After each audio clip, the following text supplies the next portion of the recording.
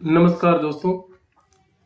और आज हम बात करने वाले हैं जो 13 नवंबर को यूपी हायर एजुकेशन का पेपर हुआ है और ये पेपर सेकंड शिफ्ट का पेपर 1 से है। लेकिन इस डिस्कशन के थ्रू हम कई सारे ऐसे कट ऑफ हैं जिसके बारे में थोड़ा सा आइडिया भी लगाएंगे और इसमें हिस्ट्री, कॉमर्स, हिंदी ऐसे कई ऐसे सब्जेक्ट हैं जिसके बारे में आपको भी कैसे गेस करना है वो थोड़ा सा एक आइडिया लगेगा।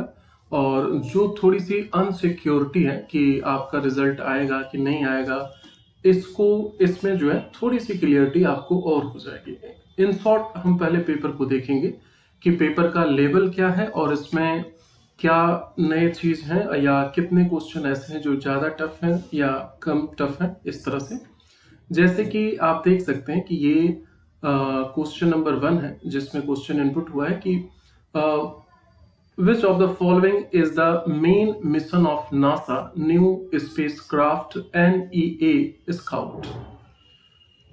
हम क्या आंसर है अभी इस पे नहीं बात करें, लेकिन आप ये देखो कि ये जो क्वेश्चन है ये टफ लेवल पे है। हम ऐसे कुछ साइन बना सकते हैं कि टफ और इजी का और मॉडरेट फॉर्म में। मोस्टली टफ इजी ही रखेंगे क्योंकि मॉडरेट का डिसीजन नहीं हो पाता है, तो इसे हम टफ में रखेंगे। क्योंकि मोस्टली क्या होता है कि किसी अगर हम ऐसे मिशन को देखते हैं तो सिर्फ ये स्टडी करते हैं कि किसने भेजा है। इंडिया से रिलेटेड है तो ज्यादातर हम ये देखते हैं कि ये मिशन का टारगेट क्या है, लेकिन ऐसे वर्ल्ड का कोई मिशन है बहुत फेमस है तभी हम उसको देखते हैं। मतलब ये छूटने के पूरे चांस थे, इसे हम टफ में रख सकते हैं। Second question, the first Uttar Pradesh Diwas was organized in which of the following year. ये क्वेश्चन रियली काफी इजी है और इजी 2-3 तरीके से हम समझ सकते हैं कि जो लोग सिविल प्रिपरेशन से रिलेटेड होंगे वो तो श्योरली इसको करेक्ट करेंगे, क्योंकि जिस एज में आप इस पेपर को दे रहे हैं तो आप जरूर सिविल से भी रिलेटेड होंगे। एंड दूसरी बात ये है कि अगर आप नहीं भी सिविल से अवेयर हो तो आप ये देख सकते हैं कि काफी रिसेंट का भी ये अंडर 4 ईयर के सारे प्रोग्राम हैं, मतलब ये स्टार्टिंग है, तो आप इसके बारे में जरूर प्रिपेयर्ड होंगे। कोविड से पहले ये मनाया गया था फर्स्ट, तो ऐसे में आपको याद रखना काफी मतलब आसान था। किसी से गलती हुआ हो तो महज कह सकते हैं कि वो एक तरह से बड़ी गलती तो नहीं, लेकिन हाँ गलती है ये। Third question, what is the name of COVID-19 antibody detection kit developed by DRDO। वैसे कोविड के बारे में ढेर सारे फैक्ट हो गए थे। एक तो ये प्रॉब्लम थी, दूसरी प्रॉब्लम ये थी कि हर किसी को ये लगता था कि हमने कोविड को इतना नजदीक से देखा है तो ये जो है मेरे से मिस्टेक नहीं होगा, ऐसा हमारी सोच हो सकती है। लेकिन अभी बहुत ऐसे फैक्ट हैं जो हमसे नहीं हो सकता है। ऐसे ही एक फैक्ट में ये भी था कि DRDO के थ्रू जो किट डेवलप की गई है वो कौन सी है। इसमें एक जो DRDO वर्ड है इससे स्टूडेंट ने थोड़ा सा ध्यान दिया होगा कि ये कौन सा है, लेकिन फिर भी मैक्सिमम पर्सन से ये मिस्टेक हुआ होगा, इसे हम टफ में रख सकते हैं एक ऑन एवरेज समझने के लिए। क्वेश्चन नंबर 4 ये इजी क्वेश्चन था, थोड़ा सा टाइम आपको देना था, लेकिन अदरवाइज ये मैचिंग थी जिसमें से 2 मैच करने के बाद आप डिसीजन पे जा सकते थे। तो ऐसे में हम इस क्वेश्चन को 2 नहीं बल्कि 3 मैच होने पे ये सटीक होता, लेकिन ऐसा ऑप्शन दिया था कि मोस्टली स्टूडेंट काफी कम टाइम में इसको सॉल्व कर दिए हैं, यानी कि हम इसे भी इजी रखेंगे। अभी देखो 4 क्वेश्चन में 2 क्वेश्चन टफ और 2 इजी पार्ट में है। इसके अलावा क्वेश्चन नंबर 5 हम देख सकते हैं कि इसमें है ऑप्शन कि विच of the following Indian state UT has introduce a new school bag policy. School bag नीति किसने स्टार्ट किया? तो आप देख सकते हैं कि ये भी करंट में अगर आपके सामने ये नजर से गुजरा हो तो फिर काफी आसान होगा, नहीं गुजरा हो तो उतना ही टफ होगा। और करंट के अंडर में जरूरी नहीं है कि आप इस पार्ट को कवर किए, कई सारी मैगजीन में ये है ही नहीं, तो ये क्वेश्चन भी टफ हो सकता है। आप अपनी मैगजीन में भी चेक कर सकते हैं। रेयरली 1 मैगजीन में अभी तक मैंने इसे देखा है, तो या हुआ होगा तो किसी ने ध्यान न दिया हो, तो यानी इसे टफ में हम रख सकते हैं। क्वेश्चन नंबर 6 ये क्वेश्चन वैसे टफ था लेकिन ऑप्शन इजी था, जिससे लगभग सभी का करेक्ट होना चाहिए। अगर वो ध्यान से एलिमिनेट करके किया हो तो इसे हम इजी रख सकते हैं। क्वेश्चन नंबर 7 आप देखो कि जब भी किसी पर्सनालिटी और उसके आइडियोलॉजी पे कुछ क्वेश्चन आते हैं तो वो क्वेश्चन हमेशा से टफ रहा है, और ऐसे ऐसे नेम है जो पॉपुलर नहीं है। तो ये क्वेश्चन भी मैक्सिमम पर्सन से टफ होगा। किसी का करेक्ट हो गया वो संजोग से तो बहुत बड़ी तारीफ नहीं है। 8 ये क्वेश्चन इजी है, आप भी देख रहे हैं, क्योंकि इसमें अगर सिर्फ आपने कंप्लीट सिलेबस कवर किया हो पेपर 1 का तो आपने नैक के बारे में सब कुछ देखा होगा, एस्टेब्लिशमेंट वगैरह भी। तो फुल फॉर्म काफी छोटी सी बात है और ये सही होगा। अगर आपसे नहीं हुआ है तो ये नहीं समझे कि ये क्वेश्चन टफ था, क्योंकि ये इजी था, काफी इजी इसको काउंट किया जा सकता है। क्वेश्चन नंबर 9 ये क्वेश्चन भी आप इजी रख सकते हैं। इसका रीजन मैं बता रहा हूँ क्यों ऐसा, क्योंकि अभी न्यू एजुकेशन पॉलिसी है आई है, और जिस किसी आर्टिकल में या न्यूज़पेपर में लिखा है वहां पर सबसे पहले पैराग्राफ पे सभी ने ये डिनोट किया है कि सबसे फर्स्ट वाला जो है कब आया था, इस ईयर आया था। तो ये मैक्सिमम स्टूडेंट, क्योंकि एजुकेशन से रिलेटेड एग्जाम है तो सब लोग इसे देख कर भी गए होंगे, ऐसा चांस है, ऐसा मेरा मानना है। मैं मानता हूं कि 90% से ज्यादा लोग इसे केयरफुली देखे होंगे, नहीं तो स्किप करने के लिए तो हम बहुत कुछ स्किप कर देते हैं। आफ्टर दैट क्वेश्चन नंबर 10 विश्वविद्यालय अनुदान आयोग ऐसा गत्यात्मक पोर्टल जिसका लक्ष्य विश्वविद्यालय परिसरों में महिलाओं का सशक्तिकरण है को जाना जाता है। ये बिल्कुल उसी क्वेश्चन की तरह है जो मैंने आपसे एक बार पहले बताया था कि अगर आपकी नजर से ये गुजरा हो तो सो इजी है, अदरवाइज इसको सो टफ में रख सकते हैं। वैसे 2 ऑप्शन में ये कंफ्यूजन हो सकता था, इसे मॉडरेट में रखा जाएगा, लेकिन आज मैं सिर्फ 2 ही ग्रुप रखूंगा, इजी और टफ में, और ऐसे क्वेश्चन को टफ में ही रखना ठीक रहेगा। क्वेश्चन नंबर 11 आप देख सकते हैं कि 11 में भी वही है कि इसका जो ऑप्शन है वो इजी दे दिया था, इस वजह से ये सही होने का पूरा चांस है 11। क्वेश्चन नंबर 12 इस पेपर का सबसे इजी क्वेश्चन था, लेकिन फिर भी जल्दीबाजी में अगर किसी से गलती हो गया हो तो अब तो हो गया। एंड क्वेश्चन नंबर 13 ये देखो, ये क्वेश्चन अगर आपका डे फर्स्ट होता तो ये टफ क्वेश्चन होता, लेकिन डे सेकंड है इसलिए इजी है, क्योंकि 30 अक्टूबर को एक पेपर हायर एजुकेशन यूपी वाला ही ये पेपर हुआ था 30 अक्टूबर को, और उसमें क्वेश्चन नंबर सेकंड जो है ये सेकंड शिफ्ट में सेकंड क्वेश्चन ये इनपुट हुआ था कुकीज को लेके। तो मैक्सिमम स्टूडेंट सर्च करके इसकी स्टडी किए थे, और पेपर देने से पहले मैंने भी इस पेपर पे डिस्कस किया है, आपने वीडियो वो देखा भी था कि इस पर क्वेश्चन पूछा गया, काफी पॉपुलर ये आता है हमारे मोबाइल पे, बार बार जब भी ओपन करेंगे तो आ जाएगा। तो ऐसे में जिन्होंने भी इसकी स्टडी किया होगा, और ऑप्शन भी बहुत ज्यादा टफ नहीं है, तो इसे हम इजी रख सकते हैं। And 14 number question, modem is used for which purpose in transmission. ये क्वेश्चन इजी है लेकिन ऑप्शन टफ है, जिससे गलती सबसे हो सकती है। सिर्फ एक ऑप्शन इसमें टफ था और इसलिए इसे हम टफ में रख सकते हैं। कुछ टर्म ऐसे थे जो इंग्लिश और हिंदी दोनों में हम कम सुनते हैं, तो इसलिए मिस्टेक होने के पूरे चांस थे। और ये 15 नंबर है। 15 में आप देख सकते हैं इसमें से कौन सा ई कॉमर्स प्लेटफॉर्म नहीं है।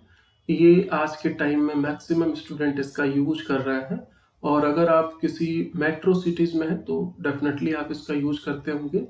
इसे इजी में रखा जाएगा। हो सकता है कि किसी से गलती भी हुआ हो, लेकिन ये आप मान कर चलिए कि 50% से ज्यादा स्टूडेंट होंगे जिन्होंने इसे करेक्ट किया होगा। नेक्स्ट है संयुक्त राष्ट्र द्वारा किस दशक को जैव विविधता दशक घोषित किया गया है। ये हम कह सकते हैं कि मॉडरेट फॉर्म में है, किस ईयर डिक्लेयर हुआ, तो काफी ये मॉडरेट फॉर्म में है, और लगभग 2 ऑप्शन में गलत होने के पूरे चांस बन रहे थे। इसे 50-50 में रखा जा सकता है, लेकिन फिर भी मैं इसे इजी में रखता हूँ क्योंकि दो ऐसे क्वेश्चन थे जो मॉडरेट थे, हमने टफ में रखा था, तो एक हम ऐसे ऑन एवरेज में इजी में रखते हैं। निम्न में से कौन सा खाद्य कवक है? विच of the following is an edible fungus? वैसे ये काफी सब पार्ट में जाकर के क्वेश्चन पूछा गया है, तो वैसे अगर वही बात है कि अगर आपने इसके बारे में कभी देखा होगा तो हमेशा याद रहेगा, लेकिन मैक्सिमम चांस है कि ये सबसे किसी ने ना देखा हो और गलत होने का पूरा चांस है इसमें टफ में। नेक्स्ट क्वेश्चन है स्टेंसियन। स्टेनसियस क्या है, ये क्वेश्चन पूछा गया है, तो ये भी एक टफ क्वेश्चन है और इसमें लगभग 90% से ज्यादा स्टूडेंट को ये पता ही नहीं चला होगा कि ये कहाँ से क्वेश्चन आया है। इसे भी हम टफ रखते हैं और ऐसे क्वेश्चन गलत भी हो जाए तो बहुत बड़ी मिस्टेक नहीं काउंट करनी चाहिए, सही हो जाए तो फिर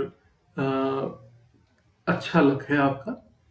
19 क्वेश्चन चेरनोबिल। अब देखो चेरनोबिल का दो कंडीशन है, यहां पर जो टू ऑप्शन दे दिया है, एक है हमारा ये रेडियो एक्टिव और सेकंड क्वेश्चन है एटॉमिक। इसमें कुछ बच्चे कंफ्यूज होंगे कि दोनों में से क्या करेक्ट करें ऐसे करके, लेकिन ये इतना ओल्ड क्वेश्चन है, इतनी बार कॉम्पिटिटिव एग्जामों में पूछा गया है कि अगर आपने कोई प्रैक्टिस सेट वगैरह किया होगा कहीं से भी किसी प्लेटफॉर्म से तो आपको ये क्वेश्चन मिल गया होगा। ये इतनी बड़ी ट्रेजेडी थी कि पूरी की पूरी बिल्डिंग पिघल गई थी और काफी टाइम तक आज भी इसका एग्जाम्पल दिया जाता है।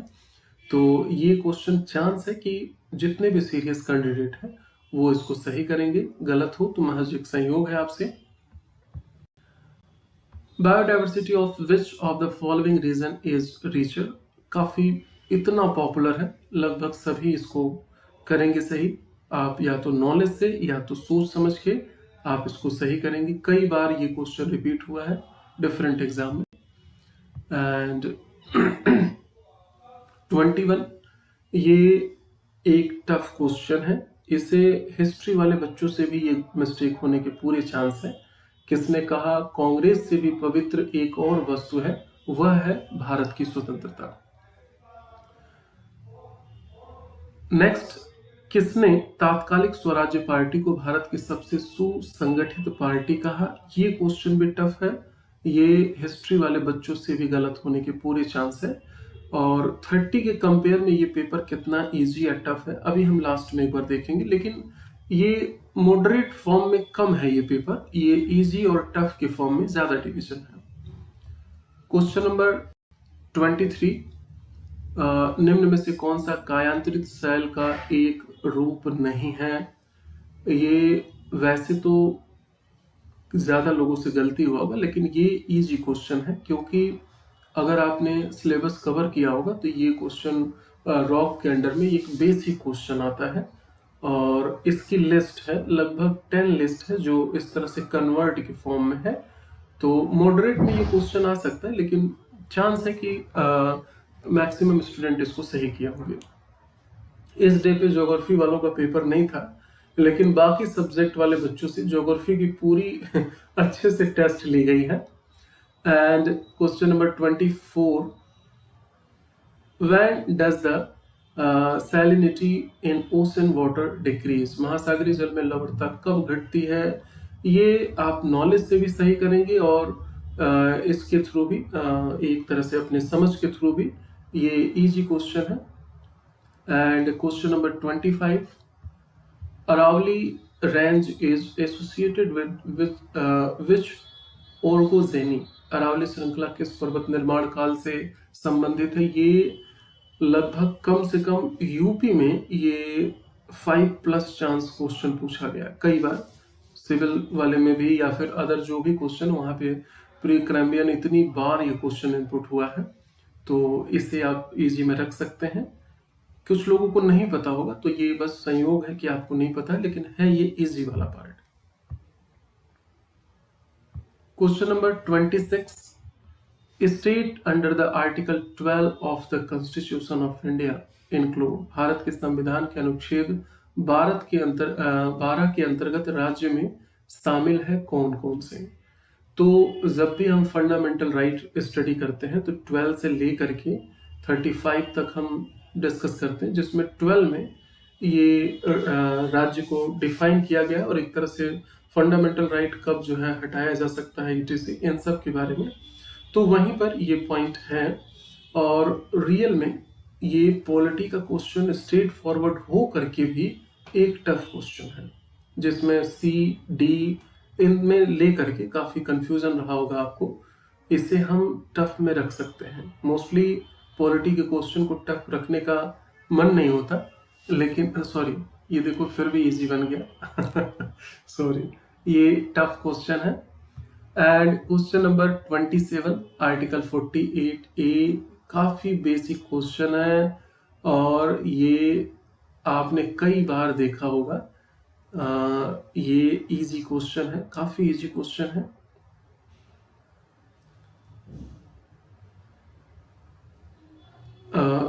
एक minute. After that 28, under which of the following article of the constitution annual budget is represent? काफी बेसिक क्वेश्चन है। आर्टिकल 112, 202, ये सेंट्रल स्टेट के जो बजट हैं उनके बारे में यहाँ पर है पॉइंट। तो इजी क्वेश्चन में आप इसे रख सकते हैं। अगर क्वेश्चन स्ट्रेट फॉरवर्ड रहा तो, कभी कमीशन अपने अकॉर्डिंग अगर प्रेजेंट करे तो अलग बात है, लेकिन इजी क्वेश्चन है ये। भारत के संविधान के किस अनुच्छेद में कायोंतरित कानूनों से संरक्षण का प्रावधान है? X post facto law. तो ये जो है एक तरह से कह सकते हैं कि थोड़ी सी नॉलेज और थोड़ी सी समझदारी दोनों को मिला करके था, लेकिन फंडामेंटल राइट का ये एक इजी क्वेश्चन है। और अगर जैसे ये होता है कि हम आर्टिकल में ज़्यादा इंटरेस्टेड नहीं रहते हैं तो हो सकता है कि एक आध क्वेश्चन और आपसे मिस्टेक हो जाए, लेकिन वैसे ये इजी क्वेश्चन का ही पार्ट है, एक बेसिक पार्ट है ये।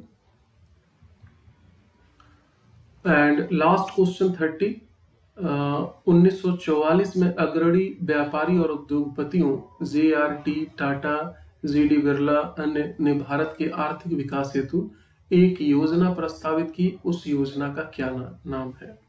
ये रियल में एक टफ क्वेश्चन था और अगर आपसे नहीं हुआ हो तो कोई मुश्किल वाली बात नहीं। एक बार हम देखते हैं कि कितने इजी और कितने टफ है। किसी को एक को काउंट कर लेते हैं, जैसे मान लीजिए कि हम लास्ट में टफ है तो इसी से काउंट करते हैं।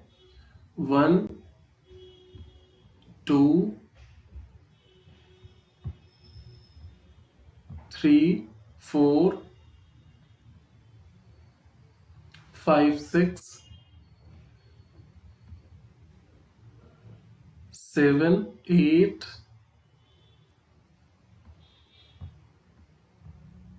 9 10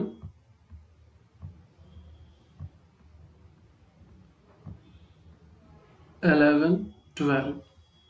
यानी ओवरऑल अगर हम बात करें कि कंडीशन क्या है, तो 12 क्वेश्चन आपका टफ है और इसका मतलब ये हुआ कि 18 क्वेश्चन इसमें से इजी है। और हम इसमें दो तरीके से देख सकते हैं। जैसे मान लीजिए कि कोई स्टूडेंट काफ़ी अच्छी कंडीशन हो पेपर 1 में, यानी कि एक बेस्ट स्टूडेंट की क्या सिचुएशन हो सकती है। मान लीजिए कि उसका 18 की 18 वो इजी वाले पार्ट करेक्ट हो जाएंगे और जो टफ वाले हैं 1/4 एक तरह से हम प्रायोरिटी लेकर चलते हैं ऑप्शन के अकॉर्डिंग, तो 3 क्वेश्चन यहाँ से करेक्ट हो सकते हैं। यानी कि लगभग आप मान के चले कि करीब करीब 21 से 22 क्वेश्चन अगर आपके बन रहे हैं तो लगभग कंडीशन ठीक है। अगर थोड़े से मतलब हम डाउन फॉर्म में हम ये ले सकते हैं कि इजी वाले में भी 1 या 2 क्वेश्चन आपके मिस्टेक हो जाते हैं, करीबन 16। और यहाँ माइनस मार्किंग नहीं है तो यहाँ से भी कुछ क्वेश्चन सही हो सकते हैं। यानी कि 18-19 के आसपास जो है अगर आपकी कंडीशन है तब भी ठीक है, क्योंकि जितना आप यहाँ डाउन करेंगे उतना आपको सब्जेक्ट में लीड करना होगा और जितना आप सब्जेक्ट वीक करेंगे यहाँ पर कुछ क्वेश्चन ज़्यादा लीड करना होगा, तो इसके बीच में ये वैरी करेगा। अगर आपकी क्वेश्चन मान लीजिए कि 15, 14 ऐसे भी होंगे स्टूडेंट, अगर आपका इतना बनना है तो मान के चलिए कि आपको सब्जेक्ट में अच्छी लीड करनी पड़ेगी। थोड़ा सा हम एक तरह से एक और एनालिसिस देखेंगे जिससे कि आपको थोड़ा सा एक आइडिया लगे कट ऑफ वगैरह के बारे में, छोटा सा बस एक पॉइंट में।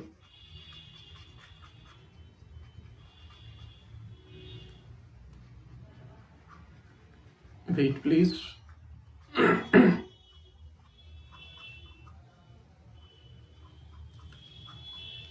जैसे और भी हम सब्जेक्ट की बात करेंगे, लेकिन अभी 2 सब्जेक्ट का हम बात करते हैं थोड़ा समझ के तौर पे।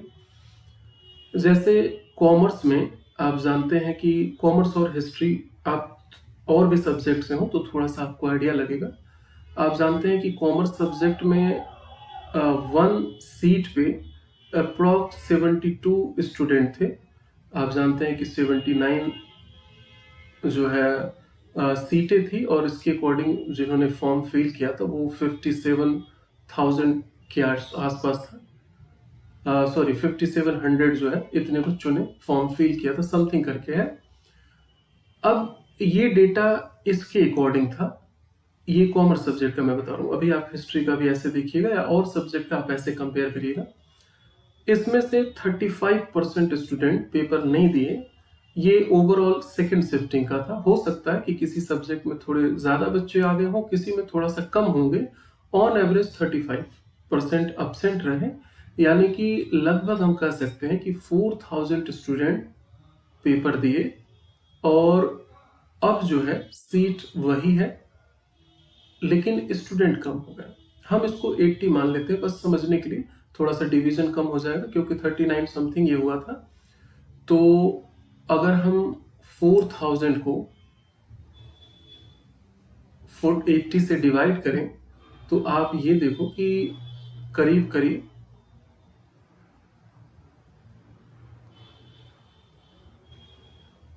50 स्टूडेंट पर सीट पे हो रहे हैं। और जो कॉलिंग है वो 5 टाइम्स है, यानी कि एक आइडिया और ले सकते हैं थोड़ा सा। अभी देखना और क्लियरिटी इसमें हो जाएगी। एक सेकेंड। जैसे 80 स्टूडेंट 5 टाइम्स बुलाया जाएगा, यानी कि 400, और 400 बच्चों को अगर बुलाया जाता है तो आप 400 से ऐसे डिवाइड करेंगे इसे, तो लगभग 10 स्टूडेंट है पर सीट पे। ये एक तरह से सीट के हिसाब से आप देख सकते हैं, और ये पॉजिटिव वे में हम सोच रहे हैं। लेकिन इसका एक नेगेटिव वे भी है, क्योंकि जो अच्छे बच्चे होते हैं, मतलब जिनका स्टडी ठीक है, मार्किंग ठीक है, तो ये पर सीट 10 स्टूडेंट कोई मायने नहीं रखता है। आप ये समझिए कि लगभग 200 स्टूडेंट भी अच्छी कंडीशन में है तो उनसे आपकी फाइट इतनी हो सकती है कि वो पूरे 79 सीट ले ले। एक समझने का तरीका ऐसे, अभी जो कल का हिस्ट्री का पेपर हुआ है, सॉरी 13 को, उसमें काफी ज्यादा स्टैंडर्ड में डिफरेंसेज रहे हैं। जैसे अभी आप ये पेपर देख रहे हैं, इसी पेपर की तरह इससे थोड़ा सा जो है टफ जो है ये सब्जेक्ट पेपर भी रहा है। हम उस पर एक बस व्यू दे सकते हैं कि कट ऑफ के बारे में। अभी तक जिन स्टूडेंट से भी बात हुई है उनमें लगभग 52 से लेकर के और 73 तक बच्चों ने बताया है कि उनके मार्क्स हैं। कुछ ऐसे भी बच्चे होते हैं जो अपने मार्क्स को ज़्यादा इंक्रीज करके भी बताते हैं, तो आप ये सब अंदाज़ा वैसे लगा लीजिएगा। जिसमें ज़्यादा जो डेंस मुझे दिखा वो डेंस जो है 60 से लेकर के 69 के बीच में है। मतलब ये बच्चे ज़्यादा हैं।